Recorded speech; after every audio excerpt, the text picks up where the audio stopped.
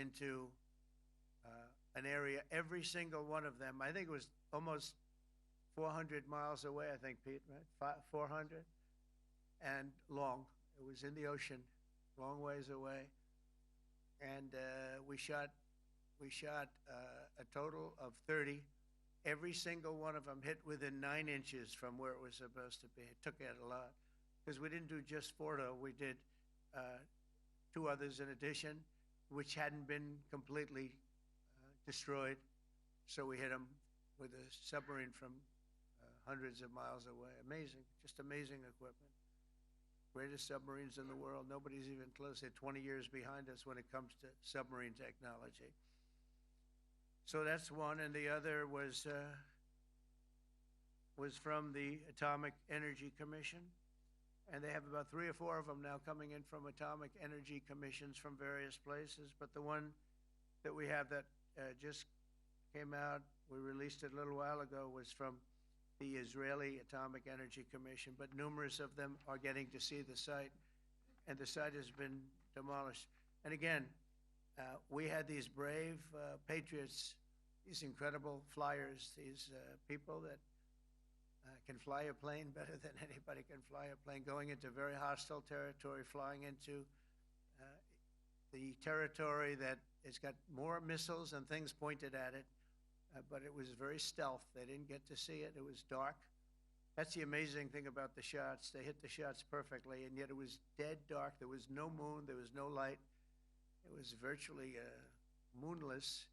It was very dark, and the shots were hit perfectly. But when they get demeaned, and they were very upset about it because they knew how strong it would be. Back in Missouri, the pilots flew about 36 hours, 2 ways, far distance, and in those incredible B-2s. And we then had the F-22s, and we had the F-35s, and we had other planes, and we had, I think, a total of 52 tankers. That means the big tankers, because the refueling was a lot for all of the different planes that we sent.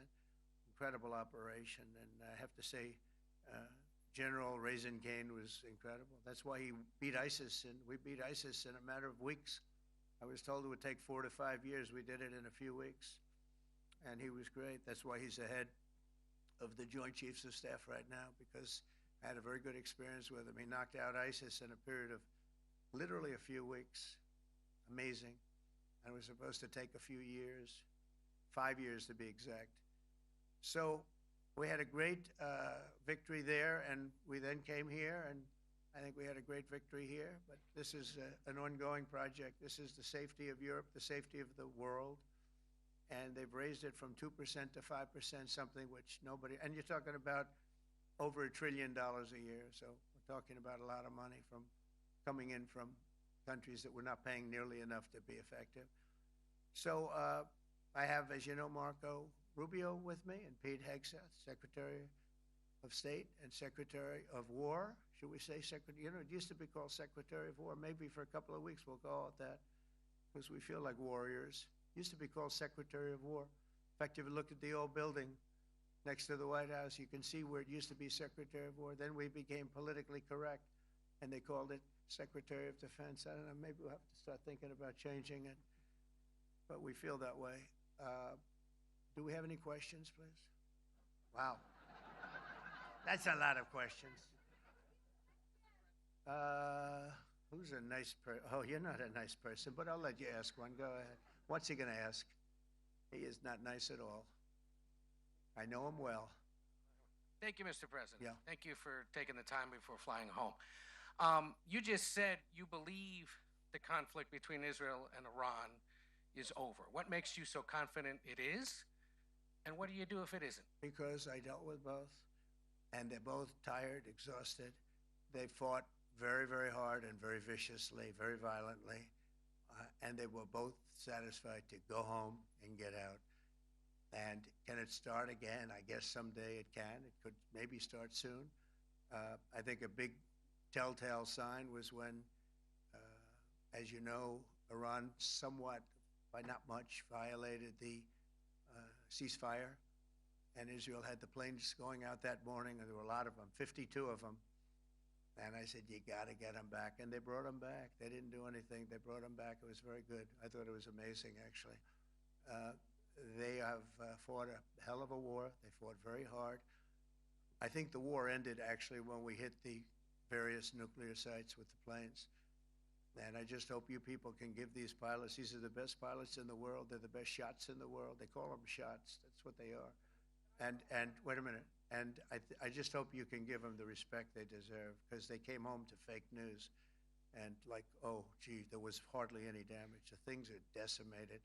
So, but I think, no, I think they're very much finished. I think Israel's going to get back to doing what they do, and I think that Iran's going to get back. You know, Iran has a huge advantage. They have great oil, and they can do things. I don't see them getting back involved in the nuclear business anymore. I think they've had it. They've been at it for 20 years, and I don't see that happening either. Now, if it does, we're always there. It won't be me. It'll be somebody else, but we're there. We'll have to do something about it.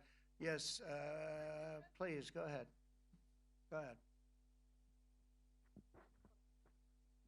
Oh, fake news, CNN? Oh, yeah, here we go. Wait till you hear this question. Thank you, sir. You should really say how great our soldiers and our warriors are. I think everyone appreciates our soldiers and our warriors. I do have two questions for you, Mr. President. You just cited Israeli intelligence on these attacks. Earlier, you said U.S. intelligence was inconclusive. Are you relying on Israeli intelligence for your assessment of the impact of the strikes? No, this is also, Iran made the statement, and it's also, if you read the document that was given, that Pete can talk about if you'd like, the document said it could be very severe damage, but they didn't take that. They said it could be limited or it could be very severe. They really didn't know, other than to say it could be limited or it could be very, very severe. And you didn't choose to put that because it was very early after. Since then, we've collected additional intelligence. We've also spoken to people who have seen the site, and the site is obliterated. And we think everything nuclear is down there. They didn't take it out. Okay, question? Please, go ahead. Go ahead. Yeah, blue dress. Thank you so much, Mr. President. Yesterday you said China can now continue to purchase oil from Iran. Yeah. Are you giving up on your maximum pressure campaign? Because there are sanctions right now. With who? On Iran. No, look, they just had a war. The war was fought. They fought it bravely. I'm not giving up. They're in the oil business. I mean, I could stop it if I wanted. I could sell China the oil myself. I don't want to do that. They're going to need money to put that country back into shape. We want to see that happen. Would it? No. If they're going to sell oil, they're going to sell oil. We're not taking over the oil. We could have, you know. I used to say with Iraq, keep the oil. I could say it here, too. We could have kept the oil. No, China is going to want to buy oil. They can buy it from us. They can buy it from other people. But you're going to have to put that country back into shape. It desperately needs money. Yeah. Mr. President. Yeah, please. Here we go. I'm picking the beauties today. Go ahead. Mr. President, Secretary General Rutte has described President Putin as an adversary, a threat, an enemy. Do you view him the same way? And in addition to that, you mentioned General Kane, your Chief of Staff, the chairman of the Joint Chiefs of Staff. General Kane. Yes, he has said that Mr. Putin has territorial ambitions beyond Ukraine. Do you view that in the same way? Possible. I mean, it's possible. I know one thing. He'd like to settle. He'd like to get out of this thing. It's a mess for him. He called the other day. He said, can I help you with Iran? I said, no, you can help me with Russia. Because, you know, in the last few weeks, we took care of India and Pakistan, Kosovo, Serbia. I think on Friday we have coming in, the Congo is coming in, and Rwanda is coming in. That was a vicious war that went on, a machete war, heads chopped off all over Africa. They're coming in. We did two others in addition to that. Nobody's ever done anything like this. No, I consider him a person that's, I think, been misguided. I'm very surprised, actually. I thought we would have had that settled easy. I've settled 4 of them in the meantime. But he did call up, and he said, you know, he's close to Iran. He'd like to help us get a settlement. I said, no, you help me get a settlement with you, with Russia. And I think we're going to be doing that, too. Yeah, please. Go ahead, please.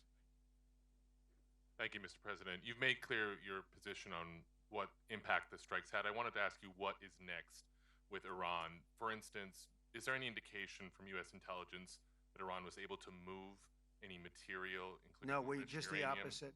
We think we hit them so hard and so fast they didn't get to move. And if you knew about that material, it's very hard and very dangerous to move. It's called in many people they call it dust, but it's very, very heavy. It's very, very hard to move. And they were way down, you know, they're 30 stories down. They're literally 30, 35 stories down underground. Oh yeah, we think we think it's covered with granite, concrete, and steel. Can I ask you, are you interested in restarting negotiations with Iran? And if so, have they reciprocated? So or is our this people, sort of a settled matter? Marco could answer this, but our people are not, I'm not. The way I look at it, they fought, the war's done, and, you know, I could get a statement that they're not going to go nuclear. We're probably going to ask for that, but they're not going to be doing it. But they're not going to be doing it anyway. They've had it. They've had it. Now, maybe someday in the future we'll want that. But I've asked Marco, do you want to draw, I just asked him the question as we were walking on the stage, do you want to draw up a little agreement for them to sign? Because I think we can get them to sign it. I don't think it's necessary. Marco, do you want to talk about that, please? Mr. President, I think President Trump has shown a willingness to meet and talk to anybody in the world who's interested in peace. I don't know of any president that's been as willing as he has to meet with anyone and talk about peace. We'd love to have peaceful relations with any country in the world. And so obviously that'll depend on Iran's willingness not just to engage in peace, but to negotiate directly with the United States, not through some third country or fourth country process. But I know of no president, probably in our modern history, that's sought peace more than President Trump has. Sounds like the door is open, but you're in no rush. Is that right? Sounds like the door is open, but I'll tell you what, look, we're going to talk to them next week with Iran. We may sign an agreement. I don't know. To me, I don't think it's that necessary. I mean, they had a war, they fought. Now they're going back to their world. I don't care if I have an agreement or not. The only thing we'd be asking for is what we were asking for before about we want no nuclear, but we destroyed the nuclear.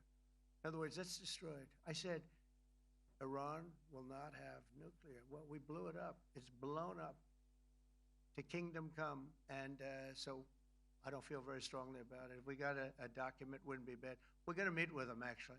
We're going to meet with them. Yeah, go ahead, please. Mr. President, Netherlands TV, thank you for visiting our country. Good. As I Thank you. understood, I, of course, would like to know how you slept last night at the House of the King. Oh, I slept beautifully. But probably a more serious question. I think you just had a meeting with President Zelensky. Did you discuss any ceasefire in this Russo-Ukrainian war? No, I wanted to know how he's doing. He was very nice, actually. You know, we had little rough times sometimes. He was couldn't have been nicer. I think he'd like to see an end to this. I do. I think what I took from the meeting couldn't have been nicer, actually. But I took from the meeting that he'd like to see it end. I think it's a great time to end it. I'm going to speak to Vladimir Putin, see if we can get it ended. But look, these are brave people. They're fighting these wars all over the place. You know, last week they had, I guess, I told you, close to 7,000 young soldiers, Russian and Ukrainian soldiers were killed, 7,000 in 1 week. It's crazy. It's crazy. So I'll be speaking to Putin. No, I had a good meeting with Zelensky. And I had a lot of good meetings. We had a lot of good meetings with a lot of people, a lot of great leaders. But he's fighting a brave battle. It's a tough battle. Yeah. Go ahead, white dress. Thank you. Ida Hallikainen from Finland, Ilta-Sanomat. Good. You have played golf with President Alexander Stubb. How do you see Finland as a NATO ally and partner, and how would you describe your relationship with our president? Well, he's a very good golfer, okay? In fact, he was on his college golf team. He went to a good college in the South, as you know, a very good college, and he was a good golfer. We had a good time. I think my relationship's great. I want to buy icebreakers. You know, you're very good at icebreakers. And I actually made him an offer. I didn't go to Congress. They'll try and impeach me for this. But there's an old, it's not old, it's fairly new, but it's used icebreaker. And I offered him about 1/3 of what he asked for. but we're negotiating. We need icebreakers in the U.S., and if we can get some inexpensively, I'd like to do that. Actually, they'll fix it up, make it good. Also, we may buy some icebreakers. You know that you're the king of icebreakers. That particular country, they make them good. They make them really good, and they know what they're doing. And so we're negotiating with them for about 15 different icebreakers. But one of them is available now. It's old, and it's old. It's like 5-6 years old. And we're trying to buy it. I'm trying to make a good deal. It's all I do my whole life. My whole life, that's all I do is make deals. Yeah, please. Go ahead. Sir, go ahead. Yeah, a question for NewsHour, Dutch TV. First of all, on Article 5, on your way here, you spoke about the commitment of the U.S. to Article 5, saying, I'll give you my definition once we're here. What is your definition, and may the U.S. commitment to Article 5 change in case some of the NATO members do not reach the threshold that was discussed today?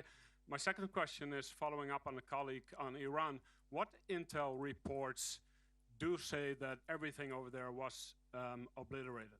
Yeah, well, there are numerous of those reports, and they're coming out fast and furious.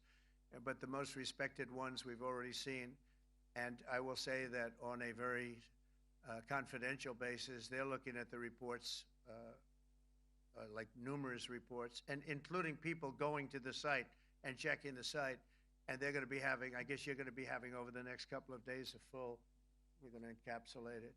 But no, the site was obliterated, just like I said it was. And just like the pilots should be given credit for. As far as Article 5, look, when I came here because it was something I'm supposed to be doing, but I left here a little bit differently. I said, I watched the heads of these countries get up, and the love and the passion that they showed for their country was unbelievable. I've never seen quite anything like it.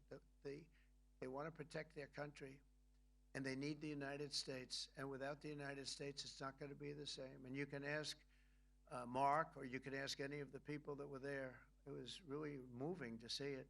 They love their country. They were so respectful of me because I'm the head of the United States. And I made, the King of Saudi Arabia, when I was in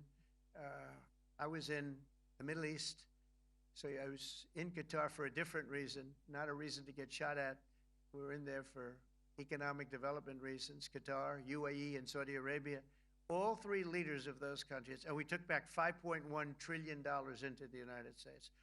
All three leaders said, you're presiding over the hottest country in the world. The United States right now is the hottest country. Everybody wants to be there. Everybody wants a piece of it. He said, a year ago, your country was dead. You had a deadhead running it. You had a country that was dead, and it was dead. You had people pouring through the borders. You had inflation. You had everything. He said, you've made it in 5 months at that time. You've made it the hottest country. This is the hottest country in the world. The United States right now is the hottest country in the world. And when I was around that table, it was a nice group of people, many of whom I knew from previous. When I saw the passion they had for the country, and almost everyone, and you probably have the tapes, it was very public, but almost every one of them said, thank God for the United States. Without the United States, they couldn't really have NATO. It wouldn't work. It wouldn't work. It will in the future because now they're paying much more money, but it wouldn't work. It was great. And I left here differently. I left here saying that these people really love their countries. It's not a ripoff, and we're here to help them protect their country. Okay, we'll do one or two more. Thank you, Mr. President. Yeah. A question on Spain. Are you satisfied with today's? Oh, I think Spain's terrible what they've done. No, I do. They're the only country that won't pay the full up. They want to stay at 2%. I think it's terrible. And they're doing very well. The economy is very well. And that economy could be blown right out of the water with something bad happening. Spain is the only country that, are you from Spain? Yeah. Good, congratulations. You're the only country that is not paying. I don't know what the problem is. I think it's too bad. So we'll make it up. You know what we're going to do? We're negotiating with Spain on a trade deal. We're going to make them pay twice as much. And I'm actually serious about that. We're going to make Spain, I like Spain. I have so many people from Spain that it's a great place and they're great people. But Spain is The only country out of all of the countries that refuses to pay. And, so they want a little bit of a free ride. But they'll have to pay it back to us on trade because I'm not going to let that happen. It's unfair. It's unfair to NATO. All right, sir, please. Go ahead, right in the back. Yeah, you, tall one. The tall man. Mr. President, Johannes Petra from Austrian National Television. How are you? You once said that you would end the Ukraine war in 24 hours. You later said that sarcastically. Well, of course it was sarcastic. But you've now been in office for 5 months and 5 days. Why have you not been able to end the Ukraine war? Because it's more difficult than people would have any idea. Vladimir Putin has been more difficult. Frankly, I had some problems with Zelensky. You may have read about him. And it's been more difficult than other wars. I mean, look, we just ended a war in 12 days that was simmering for 30 years, frankly. We ended Rwanda and the Congo. It's coming to sign the documents. We've already signed basic documents, but they're coming, I think, to the White House on Friday. We ended, Serbia was going to go at it. But maybe the most important of all, India and Pakistan. And that wasn't whether or not they may someday have nukes like we're talking about in the Middle East, like we're talking about with Israel and Iran. This is they have nuclear weapons. I ended that with a series of phone calls on trade. I said, look, if you're going to go fighting each other, it was getting very bad. You know how bad that last attack was. It was really bad.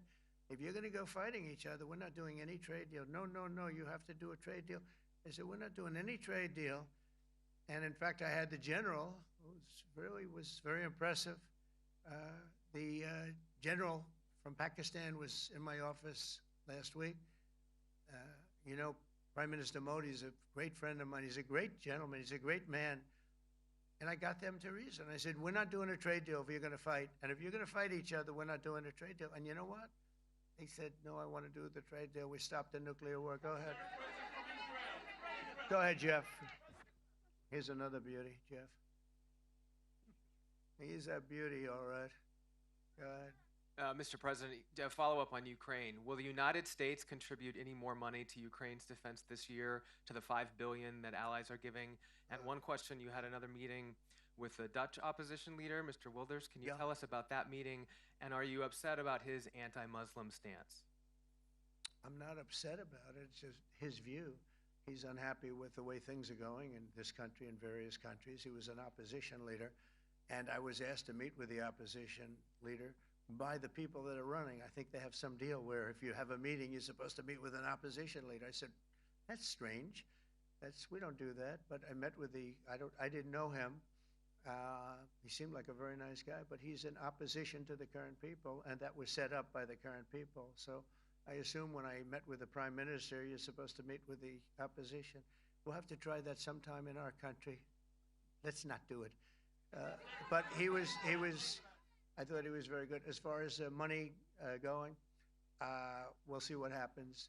There's a lot of spirit. Look, Vladimir Putin really has to end that war. People are dying at levels that people haven't seen before for a long time. Go ahead. Go ahead.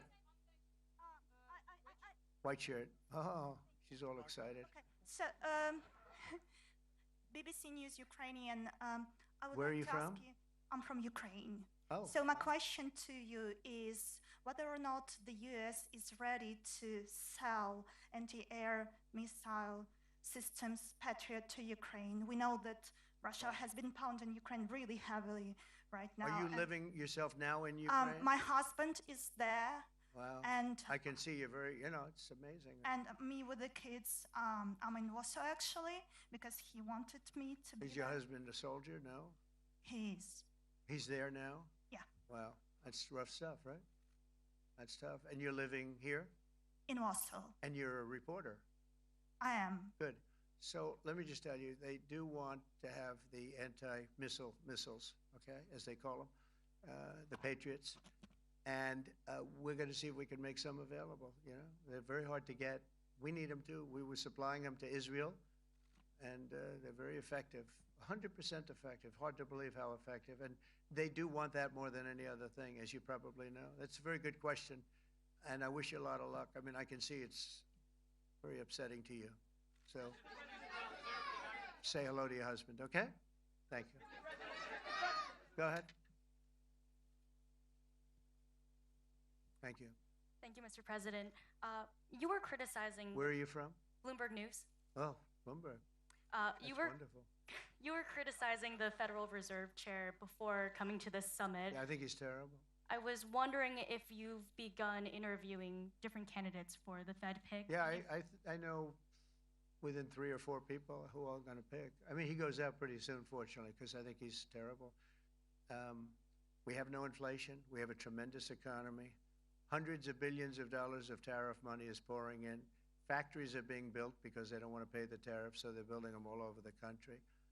I think we're close to $15 trillion. I told you $5.1 trillion from the Middle East alone, but of investment money coming in. There's never been anything like that in the history of our country. But we have no inflation. And we have borrowing because Biden, stupidly, they did short-term debt. So we have borrowing coming up.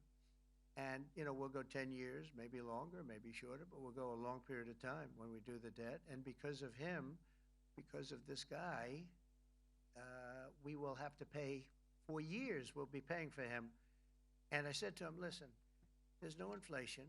He says, but maybe there'll be some. That's true. I said, if there is some, what you do is raise the rate. I'm okay with that.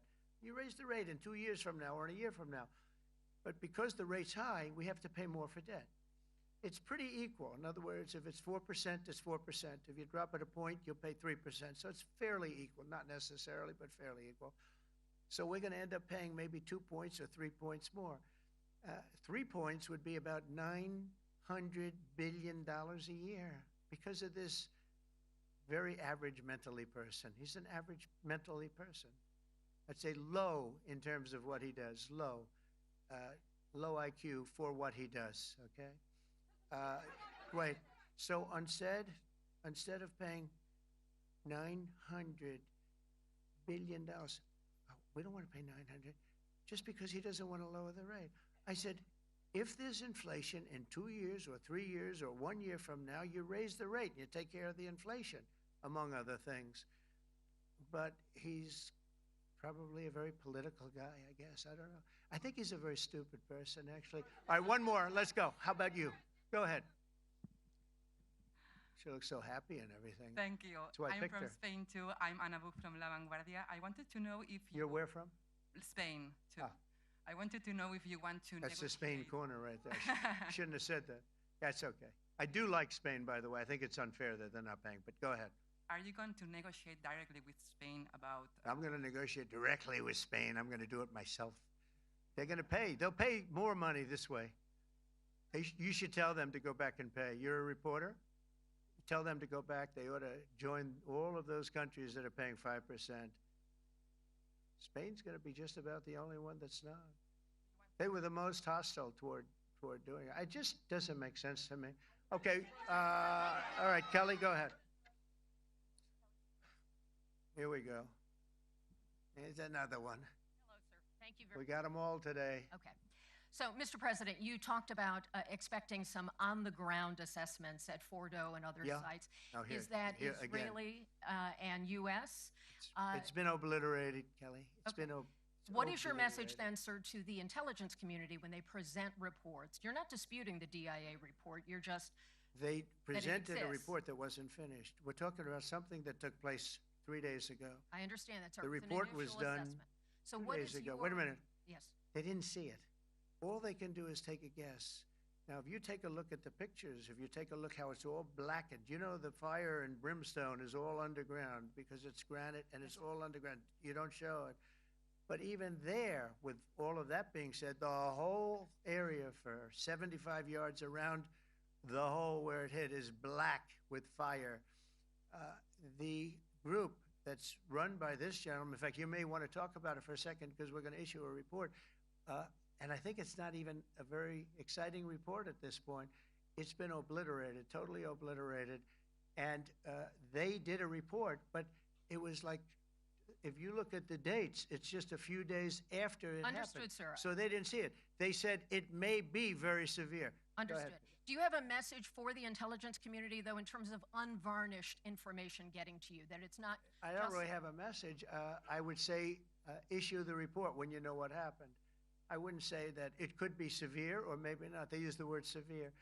It could be severe or maybe it's not. And briefly, So people like you picked up and said, oh, it's not severe. We're just No, looking for the the facts. report was not a complete report. Yeah, the message was probably wait till you know the answer before you. And sir, go ahead. did you not have a public component to your Zelensky meeting for a tactical reason with President Putin? Let him answer this. Hello, Mr. Secretary. Yeah. There's a reason the president calls out fake news for what it is. These pilots, these refuelers, these fighters, these air defenders, the skill and the courage it took to go into enemy territory flying 36 hours on behalf of the American people and the world to take out a nuclear program is beyond what anyone in this audience can fathom. And then the instinct of CNN, the instinct of the New York Times, is to try to find a way to spin it for their own political reasons, to try to hurt President Trump or our country. They don't care what the troops think. They don't care what the world thinks. They want to spin it to try to make him look bad based on a leak. Of course, we've all seen plenty of leakers. And what do leakers do? They have agendas. And what do? Do they share the whole information or just the part that they want to introduce? And when they introduce that preliminary report that's deemed to be a low assessment, you know what a low assessment means? Low confidence in the data in that report. And why is there low confidence? Because all of the evidence of what was just bombed by 12 30,000-pound bombs is buried under a mountain, devastated and obliterated. So if you want to make an assessment of what happened at Fordo, you better get a big shovel and go really deep, because Iran's nuclear program is obliterated. And somebody somewhere is trying to leak something to say, oh, with low confidence, we think maybe it's moderate.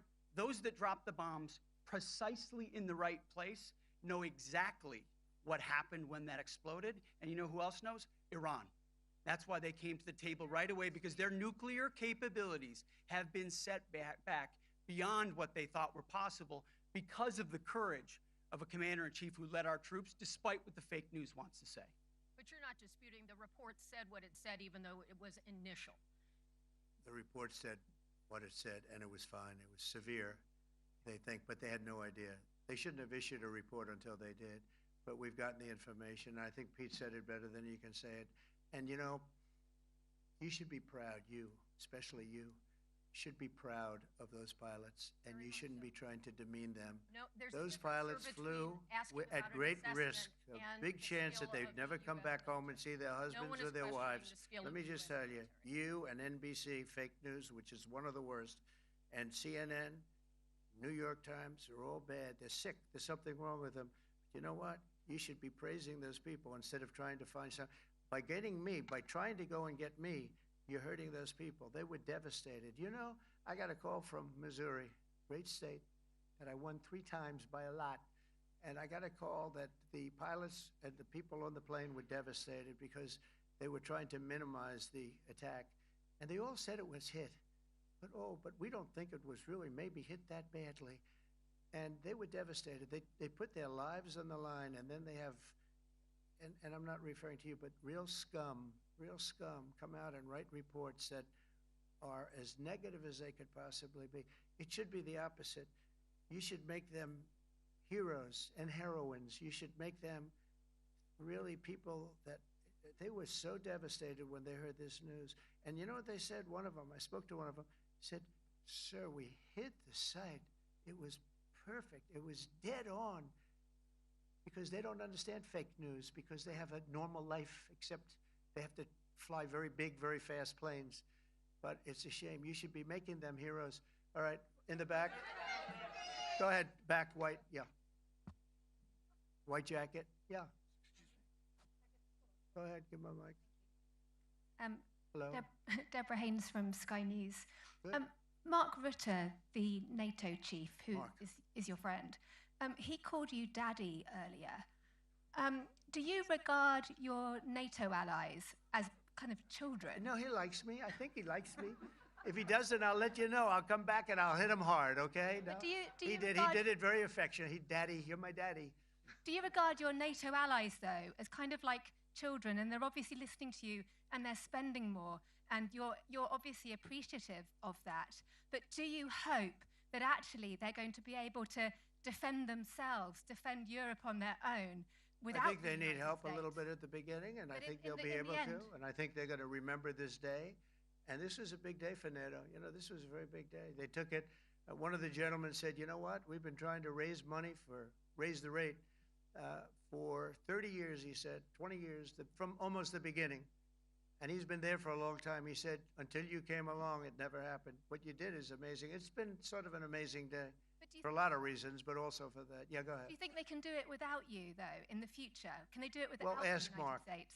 I mean, you have to ask Mark, okay? So we're heading back.